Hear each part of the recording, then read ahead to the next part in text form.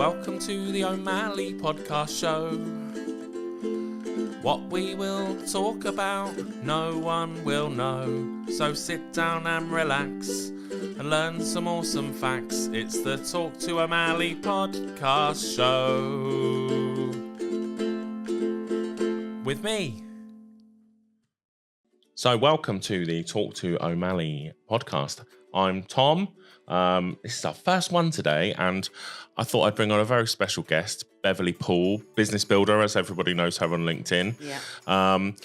Really, today was just to get to know you, the real you that I see, that I don't think everybody necessarily sees. So welcome. So obviously we met through Havant Borough Council's business growth programme. Yeah.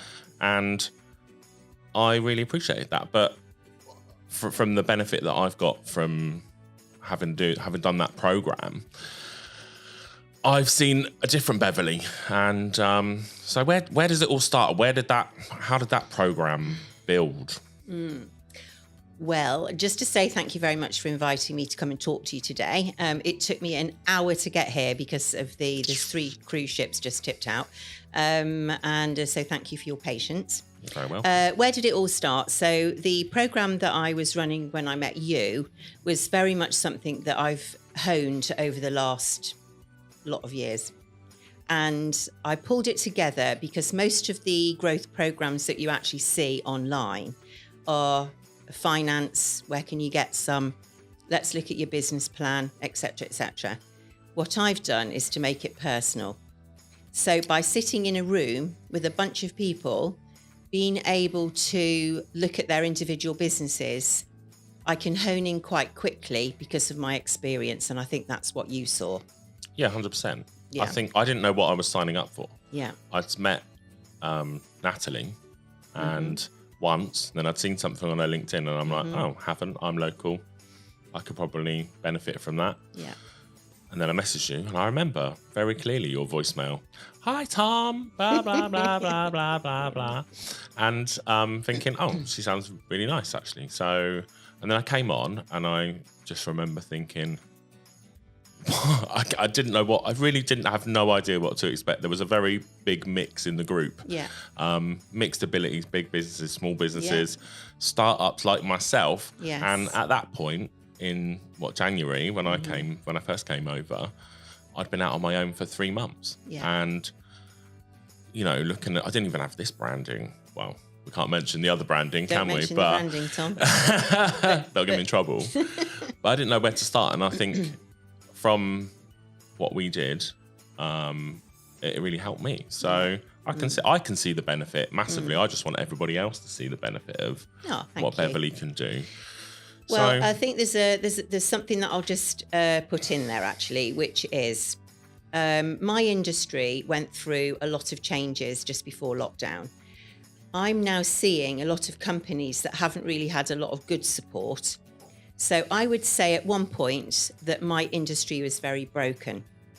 And people were setting up as either business coaches or whatever it is, mentors, to help companies to do those things without the experience that I have. I see it quite saturated market with business coaches. Yes. And I sit there sometimes with my own clients and say, well, through what I do, life insurance, etc., I'm looking at their whole business setup, and I think I could do this. I could do that. And I can see why people would necessarily jump into it, and I can see some of their benefits. But I remember I've been at a networking event recently, and I said to someone, "What do you do?" And they're like, "I'm a business coach," and I've gone, "Oh, so a nothing job," and that sounds awful, but it's the market's so saturated. So how does it set you apart? What is a coach? What is a coach? It's something that takes you on a journey, isn't it? Yeah. It's like a bus. So a coach takes you on a journey through something to get somewhere, to a final destination. What a mentor does is a structure. So as a mentor, I scaffold. So mentors are there to scaffold you while you try it out. So where a coach, I'm a qualified coach, I have a coaching qualification, and I'm also a qualified mentor through with, all the usual letters after your names and things like that. So it depends on the approach that's needed with the clients that you've got. So if they've got a goal that they want to achieve, that's one thing. Mentoring somebody's business is totally different. If you think about a building with a bunch of scaffolding up it, you've got to go up to each level to get to the next bit. Yeah? You can't structure. So it's a structure. But what's underneath, Tom? What is underneath that structure? Are you luring me into saying foundation? A foundation, that's right.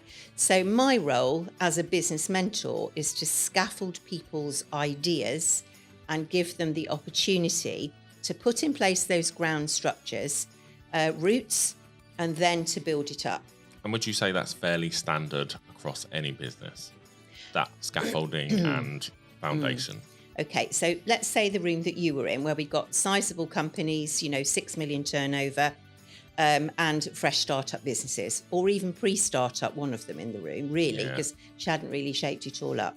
In doing that, what my role is to hone in quite quickly on what's going on in the room.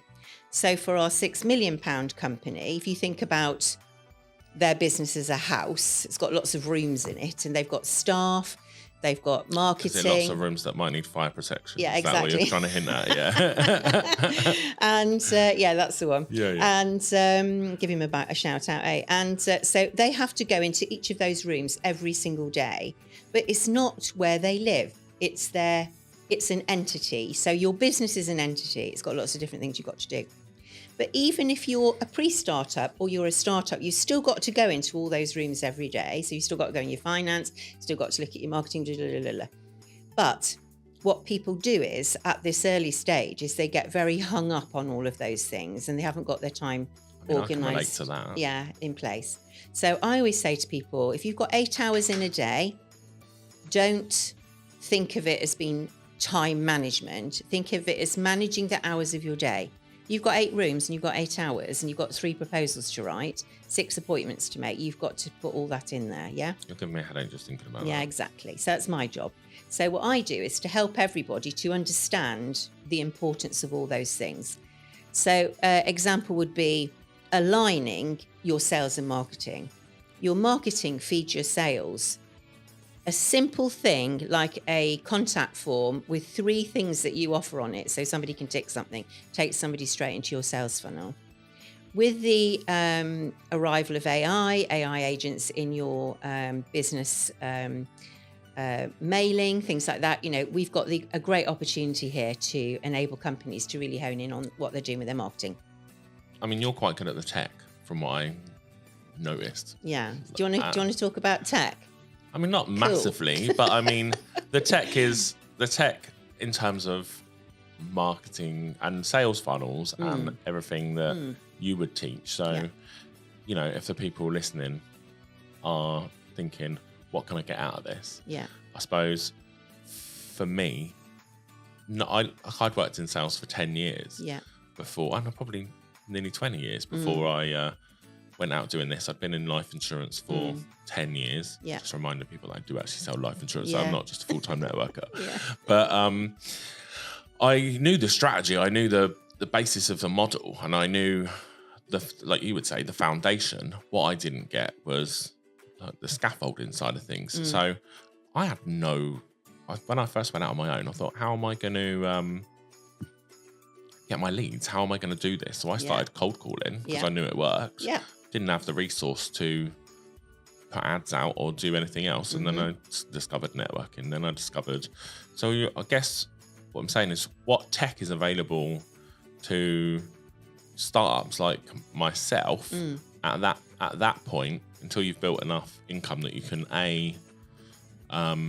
take on a coach. And I suppose the other question I had was, if you had to take on a coach and people were like, I'm not sure I can afford X amount per month. And I see some of the prices and I'm thinking, okay, I've got the expertise.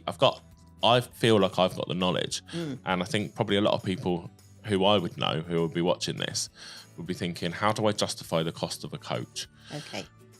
So there's a couple of things there. I've just wrote 1, 2, 3. So first of all, what you're talking about is leads and support, and how much is it going to cost. So companies usually come to me year 1, 3, 5 and 10.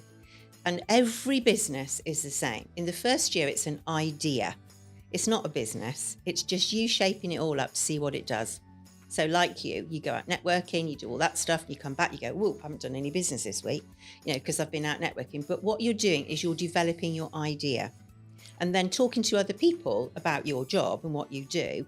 Then you start to form a business, which is usually about 18 months. Year 3 is usually when you've shaped it up and you've been through this yourself. And then year 5 is usually when you start making some money. Now, if you get through year 3, you're doing really well because 60% of companies are still going out of business year 3. Why is that? Because they don't have the structures that I'm talking about. That, and I think I sat there yesterday thinking, oh my God, can I realistically keep this work rate up? Yes, exactly. So if you then think about the structure that I drew for you, my secret sauce, when we talk about how we align all that stuff up. The bits I never filled in properly, but we're in my head. Yeah, that's right. And how you can underpin your business development with things like your thought leadership. So writing blogs, talking about, having a features list of your own, advertising the fact that you're going to have a features list for the next 12 months. So that people can then go, oh, I need to read Tom's blog in March, things like that. So you start to then get a following. So from that, we hit an income ceiling, usually year 3 with companies, and they go, I can't earn any more than 25k. So then I say, well, let's have a look at a subscription model. Let's have a look at your thought leadership. Let's have a look at, what else we can do to develop your business. Is there something outside that? So a great example of that would be the sweet business that you and I both know. Yeah. Which started. Can we give them a shout out? Yeah, do you want to talk about Emsworth Sweets? That's the one. So Emsworth Sweets started off in lockdown. They were selling sweet cones. Then they've got a sweet shack. Then they've got a sweet truck. Now they've got, lots of other things. Yeah, and she's doing really well. And when I first met her, I was like, okay. She said, I've got imposter syndrome in this room. Yeah, everyone was talking about her TikToks, which I'd never seen. And then all of a sudden, they're all on my scene. And the Sweet Shack has been probably the best thing for her because it's done. It's 100% turnover increase. It's insane. And even I've been. Have you been to Sweet Shack? Yeah. Dubai chocolates made by. Yeah, I have bought Dubai chocolate. Yeah. So the point being there, Tom, is that you've got to think outside the box. So when I sat down to do me one-to-ones, which is where all the magic happens, I believe, and people tell me that, is we said, what about the corporate market? So corporate sweets, you've used them as well. Bags of sweets on your stand for conferences and expos, or a nice sweet treat. And all that takes is a label machine. And you can then put people's logos on it. And that's where the difference has been. And it worked really well for me, and it didn't cost me the earth. Yes, and it was actually 10 times. I mean, I did go around and sit and do them with her and label them, but only because I wanted to. I mean, she would have done it otherwise. Right. So 3, you're talking there, growth. That's exactly the third thing. So growth is not just about money. Growth is not just about developing your income. Growth is not just about thinking of the next idea that I come up with, because my head just explodes with ideas every day. Somebody sits in front of me, I can think of 10 ways to develop their business. So I say to them, don't ask me to do it if you don't want it big. It's that type of I remember you not planting a seed in my head. I remember you pulling me aside and saying, Tom, you could have blah, blah, blah, blah, blah. And I'm thinking, well, I know. But actually being told it by someone else was a sort of sign of belief. And I think, okay, I got it for free through the council, and that was great. Yeah. And your ongoing support has been brilliant, to be fair. I know you phoned me at 6:30 on a windy night talking to me about IP. And so now I really, From the Isle of Wight. Not that I went there specially. No. But that was, above and beyond really what you'd expect. Yeah, but that's what I do. And I think that's key. So my whole life, Tom, is about helping other people. So you asked me this question, what did I really originally want to be? Yeah. So I originally wanted to be a nurse. I tried to join the army. I tried to join the Royal Devon and Exeter Hospital in Devon. I tried my very best to be a nurse, but I didn't have, the right qualifications. Excuse me. And somebody that interviewed me said that I would be good in a probably behind the makeup counter in boots. So that was the response that I actually. When was that? In the that was quite a long time ago. Let's not in the 80s. Yeah, let's not talk about 90s. when. In the 90s. Thank you. So point being is when you've got a caring nature and it's not about sticky plasters, it's about fixing stuff. So the biomedical model of life is if you're ill, take a pill. Okay, what I do is the holistic approach. So what a lot of people do in my industry is put a plaster on it, you go away, and these are things called workshops, lunch and learns and all that stuff. And you go away from those things all motivated to put them in place, and you don't then do anything with it because it's only part of what you need. So if I say that what I do is an umbrella, and underneath the umbrella is all the rooms in your house, and that's what I do, is to look at all of it and structure it so that it's usable for you. I agree. Why do you think that people go away and don't do anything with it? Because they've got nobody to help them to follow it up and nobody to keep that motivation. So we know that I can motivate people if they're in the room, and it's from the heart. If somebody's sitting in front of me and they're telling me, because this is my life, this is my job, this is my work, this is my passion, your vocation. My vocation. Right from when I was 31, I was a director of a PLC subsidiary company through acquisition. So I've been through that exit strategy. I've done that on a number of occasions. You asked about tech, actually, just going to go off track here a bit. Yeah, no. So for tech, I helped to set up one of the first interactive technology companies in the UK with the Chrysalis Group. And it was when we had great big discs, which is now all e-learning and online and everything that I have as part of my Aspire Business Academy. That was great big disc. Is it a big disc? Yeah. So they were big. And then we got small discs, and then we all went online. Then it all got digital. So I always say that my tech is digital. So I played that forward. So all of the 90s when I was in London and I was working with all those tech companies like Motorola, Picturetel, who did video conferencing. You had to do something like this and buy a room for a day to talk to your mates in America, things like that. When we didn't have WhatsApp voice calls, video calls, And that's the benefits of the modern age. And I sometimes, again, I look back and think, had this tech been here 20 years ago, would I have started up on my own with something different? Yeah. I probably would have, because the value, well, not the value, the cost of production, the cost of certain things was impossible back then. Like, can you imagine trying to set up a business in 2005? No. Because the cost would be massively prohibitive. Whereas I look at it now and I think, okay, Canva, okay, I've got Instagram, I've got Facebook. There's loads of tools that are available for free because they want you to do the subscription, obviously, which is fine. And then sometimes you do. But that's how they've grown. Yeah, exactly. But growth isn't just about money. Growth is about putting in place your governance, ESG. Are you doing something for charity? So I've raised about £7,500 for charity through my business to give back to community, if you like. Charity, is it? Excuse me. Growth is also about your personal development and what you can then bring to your business. Excuse me, I'm just going to have a drink. Sorry. So, what charity is it? I think I know. Well, it was Dorset Cancer Care. We did. I've got SOAR on there at the moment, which is Save a Warrior. Yeah, that's right, yeah. And a few other people. So the charity that I was supporting in Dorset, which was Dorset Cancer Care, was if people were going through cancer treatment and they didn't have any money or couldn't afford to pay their rent, they could apply for money from the charity. And we won an award for top contributor for one particular year. I'm saying we, it was me. Well, no, well, yeah. But you always said to us on our training, always say we and not I. I, yeah. Not the I. And even I've started doing that on LinkedIn team, now. There, No, but there is a me in team, isn't there? I think. Yeah, team. Yeah. So, yeah. You've got to put yourself somewhere. Yeah. Yeah, but it's to use your skills to do that, isn't it? So I think we just went off track a little bit there.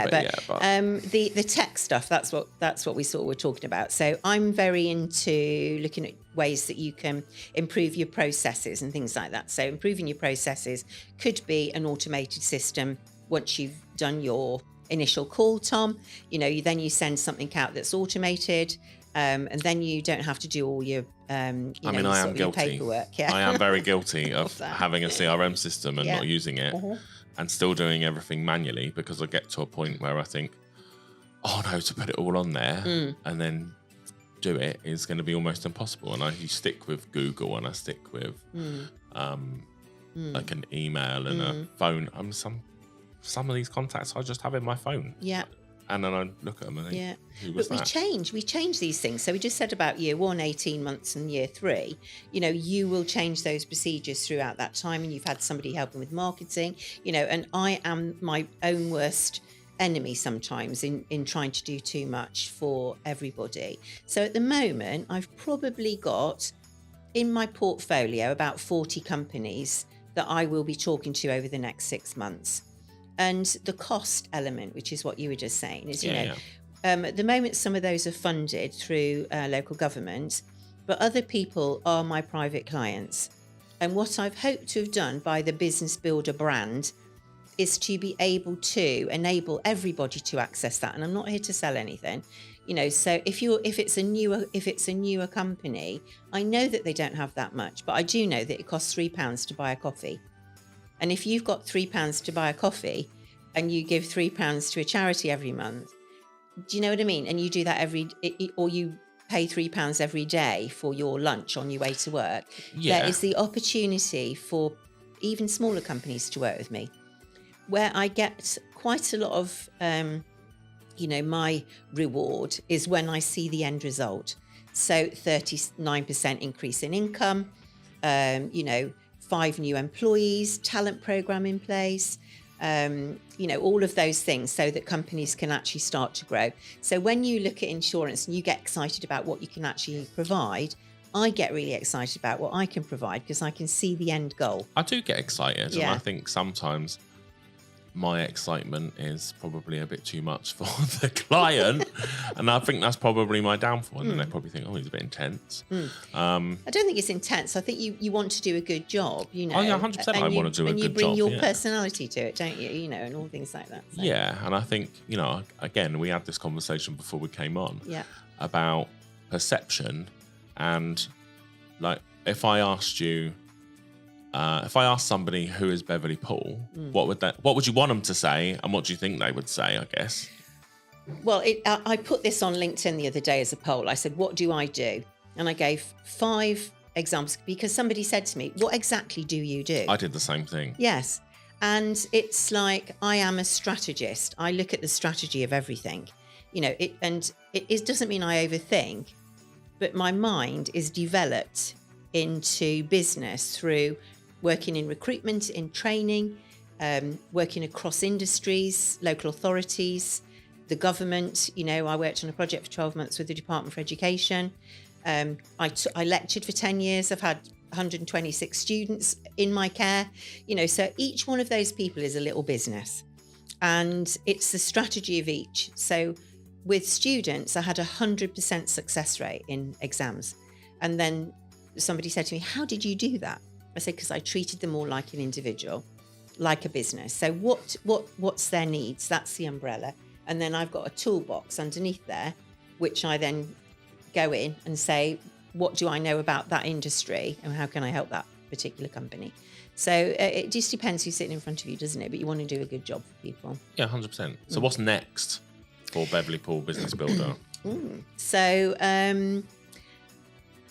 in March this year, I set up another business, which is called Ascend UK.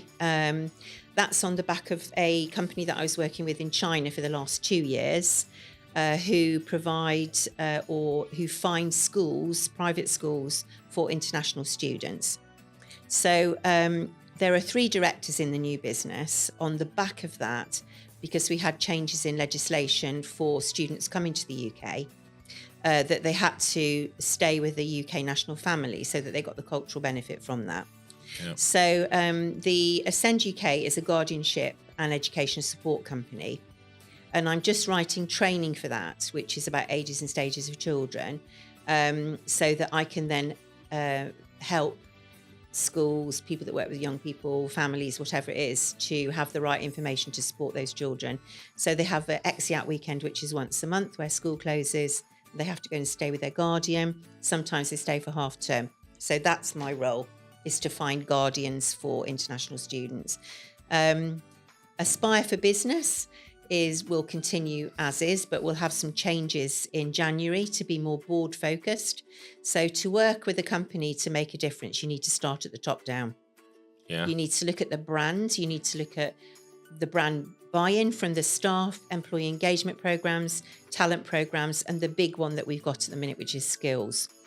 So we need to create a pipeline for businesses to grow with their or get staff growth. And we look at that by looking at the skills that they've got, upskilling, etc. And then my big thing is we've got 6 million over 55s out of work. And the government have now decided they're going to increase the retirement age, which is a construct built in post-war, Second World War. So what we've got now is no jobs, being asked to work longer, and we need to make adjustments at that end of careers, just like we do with early careers where we've got young families. So we need both ends of the scale. I mean, as a woman in her early 50s, you're You had to get that one in, didn't you? As a woman in her early 50s, yeah. I mean, I remember watching a TV programme, Reggie Perrin. Have you ever watched Reggie Perrin? Reggie Perrin, yeah. And, you know, they say where a man in his 50s is been and done. We're not one of those sorts of companies. Does that culture still exist? Yes. And also when you're, let's just say this, when I've brought up my children by myself. I've been a single lady for 18 years. I have worked my socks off and lived in survival mode for a lot of that time.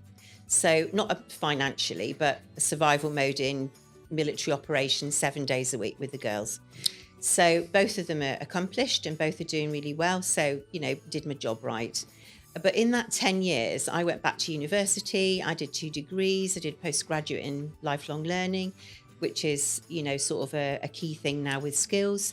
And then coming back out into business, which is a point I'm going to make, I thought that I would go straight back into a board position. That's what I thought I would do.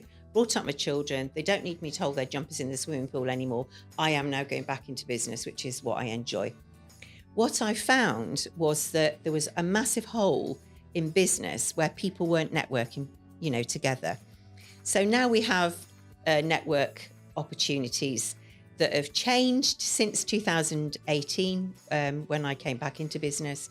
And all as I've done is to create an infrastructure now where I can go to networking if I want to, call upon my network, you know, and my vast amount of people. I mean, I've learned a lot about networking from you. Yeah, thank you. I mean, have you got any tips for networkers out there? It depends what you're looking for, doesn't it? You know, if you huddle and that your ideal client isn't in the room, why are you there? Either just there because you want to go out and, you know, be seen, or do you need to go to the executive association at Chewton Glen to talk to corporates? You know, it's that type of thing, isn't it? I don't know. For me, I think I'm still not finding my feet where I'm going to be. But I mean, if you ask LinkedIn, they'd say, "What?" I did the same as you. I did a poll the other day. I said, "What do I do?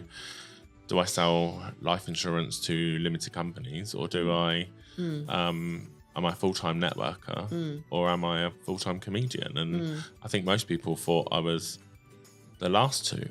But, you know, it's that thing about how you want to be perceived. But then I don't want to lose the fun element of the reason why clients come to me, because I'm... But then people say to me, do you ever stop? No, I think I get asked that, but I think probably most people see that. My mum would say, "Oh, you're so laid back," but now I think she sees me running this and thinking, "Don't you ever stop? Does your mind never stop?" And I think, you know, I've been out of my mum for a little while, and I think we finally get each other to a point where we can have those constructive conversations. Yeah, and that's good. It's nice. Yeah. It's annoying because she's then wants to know what you're doing and how she can help you fix it. I know. And I'm like, oh, hey. So sorry, I think sorry, Mum. You know, we all do that thing, don't we? But the point being is with networking is you've got to go to the right places, haven't you? You've got to go where where you, if you're going to network, you don't get bomb along there and people go, hello, what do you do? Or do your minute pitch and things like that. Everybody is setting up their own networking events because they think they can do it better. Yeah, we have set one up, yeah. Yeah. I'm not going to give it a shout out there's here, one now which is developed, which started when I started ABC, which is Aspire Business Clubs, which I don't now have because I've changed it into Aspire for Business so I can help businesses, is to, there are lots of places that you can go and network, but don't start it off with, I sell life insurance. It's just say, you know, what would happen to your family if, so it's starting off with a question, isn't it, you know? I don't know. I don't really, I get so lost. I get so lost networking sometimes. I mean, because everybody huddles together and then it's difficult to go in as one person and go, oh, hi there, what do you do? And I always ask what they do. It's not a job anymore, is it? It's a business. And there's, I was talking to somebody the other day and we came up with this, was you go to work and then retire. You go to work, enjoy it and retire. Go to work, enjoy it, have a promotion, then retire. And then there's a whole bunch of other people who are called entrepreneurs that set businesses up for the other three to work in. Okay, so, you know, running a business is totally different than the jobs that you can actually do. And what you need to create is an infrastructure where you manage the hours in your day. I've got this background, business education business, which is lovely because it means I can help businesses with their training and education and talent and skills and things like that. But for you, you know, you're working in a situation where you've got, you know, it's you. Yeah, it is. And if you want to build that, at the moment, you've got to then think of that structure, haven't you, to develop. And I mean, I have a plan going forward, but will I succeed? Do I want to be the boss that is, you know, nice and approachable and hopefully bring your brand with you, with your people. Yeah, and I think, to be honest with you, and I think I've said this to you before, I feel like I've always been overlooked in previous roles where I've come up with an idea and then had to, and they've gone like, because and again, it's perception. I think people perceive me sometimes as a laugher and a joker and probably skirting on the line of where people would take me seriously. But I see in my head that world is changing and, you know, people want to be approachable because you're seeing more people going out on their own. Yeah. And I think that's changing. I mean, we've got to wrap up in a sec. Yeah. I always like to end. I say always. This is our first one, but hey. We're ending. We have got a couple of questions that I got AI to write because I didn't have the time to sit and write them myself. And then you put it all on my WhatsApp. And then I did put it on your WhatsApp. I scrolled through it. I can't believe you read it. Most people didn't. But it's difficult to speak on the phone sometimes. But I wanted to end on a couple of questions that we're going to ask everybody. Yeah. So, if money, time, and risk weren't an issue, what's one dream you'd chase tomorrow? Well, it would still be to help other people, Tom. That is your go-to, isn't it? See, I think mine is as well. Yeah, and I think it would be to help people who are really, you know, on the back foot and to be able to get them back on track, really. And whether that's a nice dinner, a room for the night, you know, somewhere to call with an address. And I've sat outside Winchester Library talking to a lady and asked her, how the hell did you end up sitting here with a cup of coffee that I've just bought you, you know? And I'll spend time talking to people like that to find out, you know. Yeah, I think I do. I think, I mean, one question I've got, because I think you might not think the same. I think we're quite similar, but different in very many ways and probably different in our approach. Do you think it's important to shout about what you do? Like, if you're doing something, like, shout about that you're always going to be helpful. Whereas I just think, I'm just going to do it. And I'm not going to scream and shout about it. But then I've realised the more I scream and shout about what I do, the nice things for people, that actually the further I get. But I worry that I look a little bit... I think it's about opportunity, isn't it? And if you see your niche and your opportunity, I mean, walking into a room as a 5'1" woman has never been easy when there's been a lot of 6'2" guys in there. And then women tend to huddle together and things like that. And I don't sort of fit there. So I always think of myself as being, you know, one of the guys working in the city, which is where I started, you know, running businesses, I've sold for, and and had a really bad start at the start of lockdown. So I invented Aspire for Business Academy so that we could get people online in a digital way. Instantly noticeable. These were the words that came to mind for me. Instantly noticeable. If you're 5'1" and walking in a room, and it's like me, I walk in a room in a pink hat. Yeah. And I know when I didn't have my branding. Yeah. For whatever reason. Yeah. That, but it's like you said, isn't it? People don't know who you are, Beverley, and I go, no, they don't, because people maybe don't understand what you do, or they're frightened to do it. Maybe, I don't know, but it's what I know is it works, and it's honed, and I'm going to reshape it for a relaunch in January. So watch out, and I've got, I think, a bonfire with Academy ready for a match. Because everybody needs to have a digital space, and you don't need to have the whole cost of 80k that I had to set mine up. You can use mine. So and it's very flexible, unlike a lot of other places that host your digital needs, online. I 100% agree with you. Yeah. Well, thank you for coming in. And You're if you welcome. don't know Beverley Poole, add her on LinkedIn. Yeah. You have got a vast network and a fountain of knowledge sometimes. Yeah. And, well, not sometimes, all of the time. And I've been I very hope grateful for your help. Found some today. Oh, yeah, definitely. And I hope that people are going to, see the Beverley that I see. Yeah. And that's really what we wanted to portray. Oh, thank you. But thank you so much for coming in. Yeah. And I will obviously see you soon. And thanks for listening, everybody. Thank you. Thanks, Tom. It's been really nice to chat. Thank you.